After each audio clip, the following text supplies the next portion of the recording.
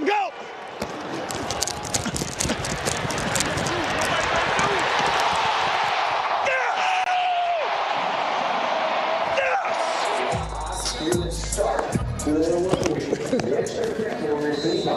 My first tackle of the season, baby. My first tackle of the season. Oh, I messed my pants up. Oh, well. Down him, go!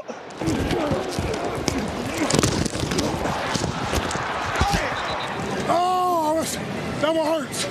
You can't miss sacks like that. It's too hard to get for you to miss one like that. But we got off the field, though. We got off the field. I could listen to Calais Campbell all day long. It's time to go back to the UK where James Palmer joins us one last time before tomorrow's game. James, what is the latest? I'm sure you're having a great time out there.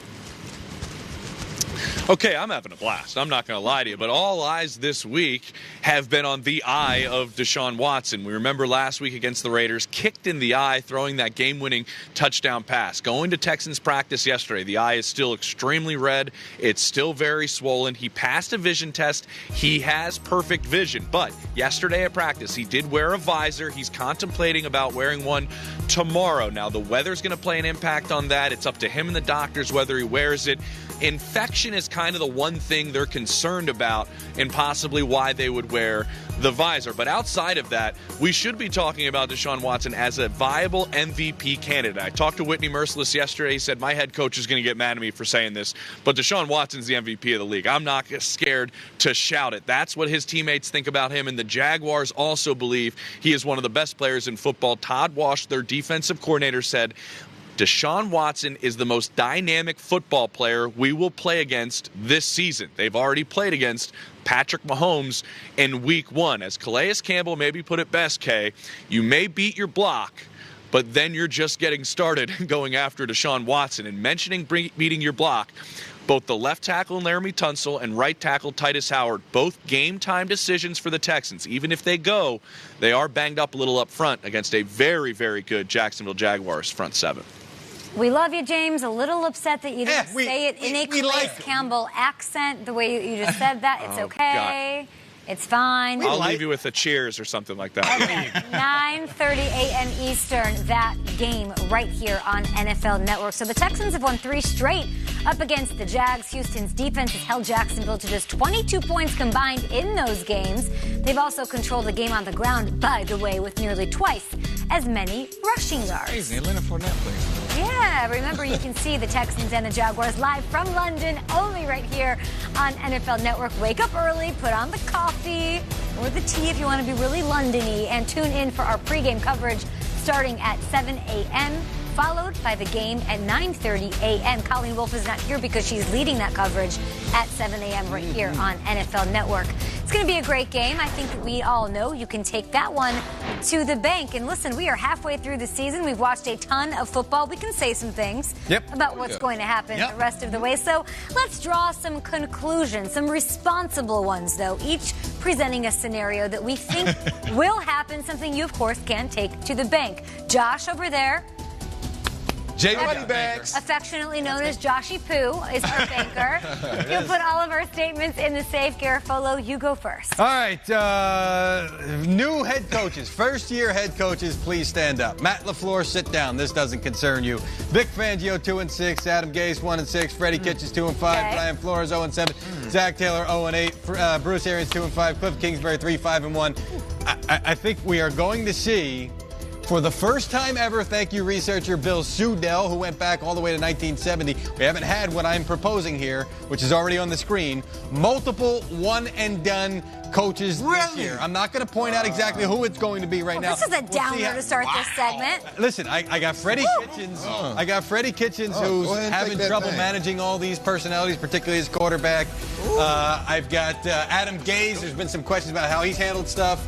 We shall see. Multiple. Take it to the safe. Right in the safe. Right in the safe. Where were you going to put it? Keeping it safe. Trying to put it in the top. He's trying to piggy bank. Any this in season? That was off season. Very specific. Anything good? No?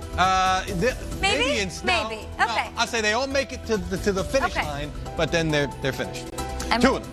It's me. All right, for me, Kirk Cousins, this one's for you, brother.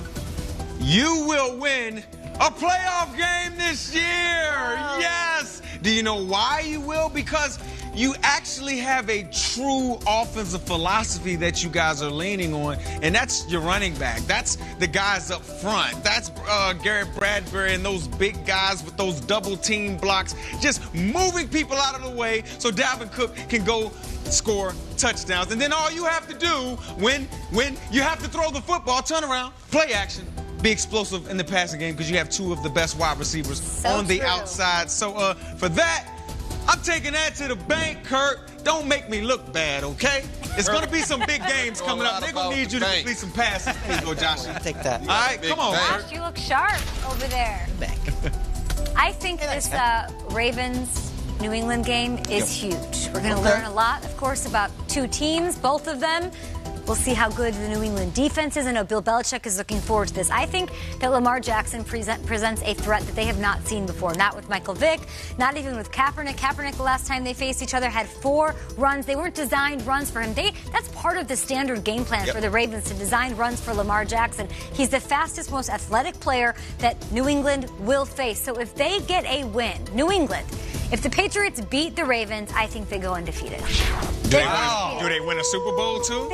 Probably. Actually, I don't know. Last time they did it in 07, they did not win a Super Bowl. That's not part of my take it to the bank. Listen, they do have to face Dallas. A lot of hurdles to clear. Yeah, Patrick Mahomes will be back by week 14. Yeah, not worried about Buffalo it. again. Not worried about it. Buffalo should have beat him the Not first worried time. about it. I think they go undefeated, and I will not stop there. My bad. They will go undefeated, and there will be a winless team as well. There are 2 0-16 teams in NFL And then they'll fire the history. coach. Bengals, no high five. Bengals or the Dolphins. I will say this, and I don't want to clown on those teams. A.J. Green is coming back. That is a thing. And, of course, we've got the Dolphins, who might lose every game, but they're bringing it every game. They're playing for Brian Flores. Those 2 teams face each other in Week 16. One of those teams will go winless. Here you go. I can't electronically deposit this. You recommend me go to the bank? It's 2019. All right. It is. Got to go into a brick and mortar. When's the last time you guys went to a bank? I'm still dancing, Kay, because you had a lot to say, and I like it. I like some of it. I like a lot of it. But then I'm going to stop, and I'm going to pause, because she's right. The New England Patriots will be undefeated. Man, y'all until they meet my take it to the bank. And that's the man right here, Drew Brees. But you know what? He's going to end up in the Super Bowl against Tom Brady. Yes, he is. Undefeated New England Patriots. And you know what's going to happen? Drew's gonna win. Gonna win number 2. And then he's gonna go home and be with all those beautiful kids and his wife and retire in style on top, because he feels like, hey, Teddy can handle this thing, man. I'm out in New Orleans. Thank you. I love the city, everything the city's done for me, everything I've done for the city. Take it to the bank. Drew Brees, you my boy. You my boy, Drew. You my boy, Drew. I love you, man. Win that Super Bowl, man, and do it to the GOAT, Tom. So then Tom loses the Super Bowl. And solidify yourself as one of the GOATs. Why are you coming at me like that? I love this place. Why are you salty? What happens on this show? What are they...